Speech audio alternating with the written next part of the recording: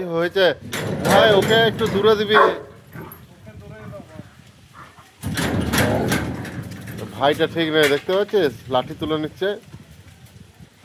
ভাই দূরে ছুড়ে দে, ছুড়ে দে। হ্যাঁ, ভাই ঠিক নেই, লাঠি পাইপ যা হোক, এবার ভাইয়ের কিছু একটা লেগে গেছে, চলে গেছে। বাবু দিদি খাওয়া হয়ে গেছে। দিদি চলে যাবে, দিদিও চলে যাবে। দিদি চলে যাবে তাহলে হয়েছে। আর দিদি ওটা ছোট ছোট দিদি নাকি ভাই? জিজ্ঞেস করবো দেখ কাজ করতে। ভাই একটু বিস্কুট দিয়ে দিবি। এই গরু দিদি, কি খবর রে তোর? খবর কি?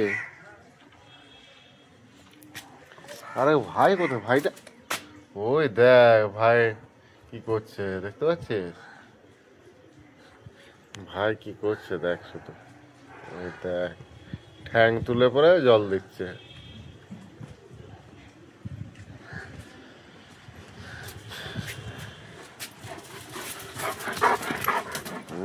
দৌড়ে আসছে, দৌড়ে আসছে। গরু দিদির জন্য এতক্ষণ ধরে ওয়েট করছিল যে কখন আসে কখন আসে। ভাইটা ঠিক নেই, ভাইটা ঠিক নেই, ভাইটা ঠিক নেই, ভাইটা বিশ্বাস করা যাচ্ছে না ঠিকভাবে। তোকে দূরে দি, তুই পারবি না। এই ওরে দিদি না, ওটাও খেয়ে নি।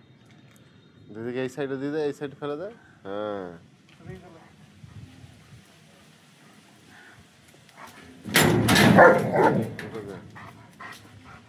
ভর্তি কাঁপিয়ে দিচ্ছিস তো তুই। ভাইটাকে ঠিক বিশ্বাস নেই, জানিস তো?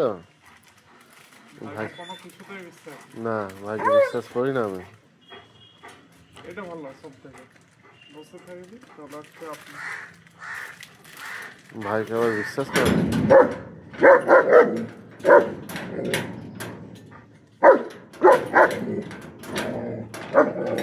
ও বাবা রে,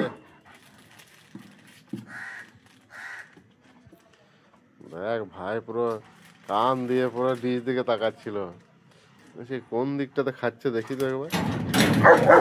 ও